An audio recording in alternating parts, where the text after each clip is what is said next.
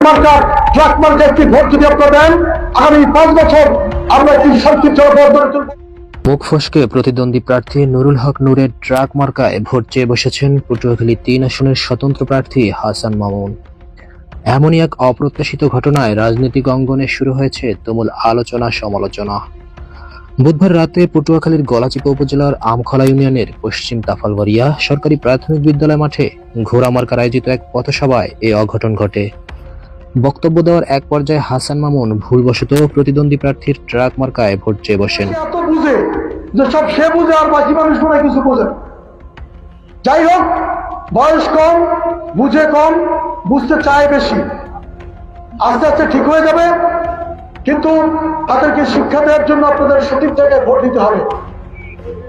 এই সমস্ত ময়লার ট্রাকে, এই সমস্ত ভাঙাচুরা ট্রাকে উঠবেন না। 100 গজ দূরে থাকুন, প্রয়োজনে 110-20 গজ দূরে থাকুন। পরিশেষে আপনাদের সবাইকে ধন্যবাদ জানিয়ে এবং আপনাদের প্রিয় মার্কা, জনগণের মার্কা ট্রাক মার্কা একটি ভোট যদি আপনারা দেন, আগামী 5 বছর আমরা একটি শান্তির জনপদ গড়ে তুলব। কিন্তু পরবর্তীতে ওই বক্তব্যই তিনি ঘোড়া মার্কায় ভোট চান এবং ভুলবশত ট্রাক বলেছেন বলে ওই বক্তব্যে তিনি জানান। ও ঘোড়া ঘোড়া মানে ট্রাক বলতে বলতে মাথার মধ্যে ট্রাক এসে বসে।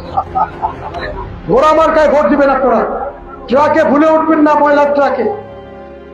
এদিকে এই ঘটনার একটি ভিডিও ক্লিপ সামাজিক যোগাযোগ মাধ্যমে ছড়িয়ে পড়লে মুহূর্তেই তা ভাইরাল হয়ে যায়। নেটিজেনদের মধ্যেও শুরু হয় নানা আলোচনা ও সমালোচনা। এমনকি ভিডিওটি গণ অধিকার পরিষদের সভাপতি নুরুল হক নূরের ভেরিফাইড ফেসবুক আইডি থেকেও পোস্ট করা হয়, যদিও পরে সেই পোস্টটি মুছে ফেলা হয়। ভিডিও ভাইরাল হওয়ার পর রাতেই একটি ভিডিও বার্তায় বিষয়টি পরিষ্কার করেন স্বতন্ত্র প্রার্থী হাসান মামুন। কাটাছেড়া বক্তব্য এবং শব্দ চয়নে ভুল উচ্চারণের সুযোগ নিয়ে কেউ যদি মিথ্যাচার করে, অপরাজনীতি করে, এটা এক ধরনের নোংরামি। কেবলমাত্র রুচিহীন স্টুপিড টাইপের রাজনৈতিক কর্মীরা এটা করতে পারে।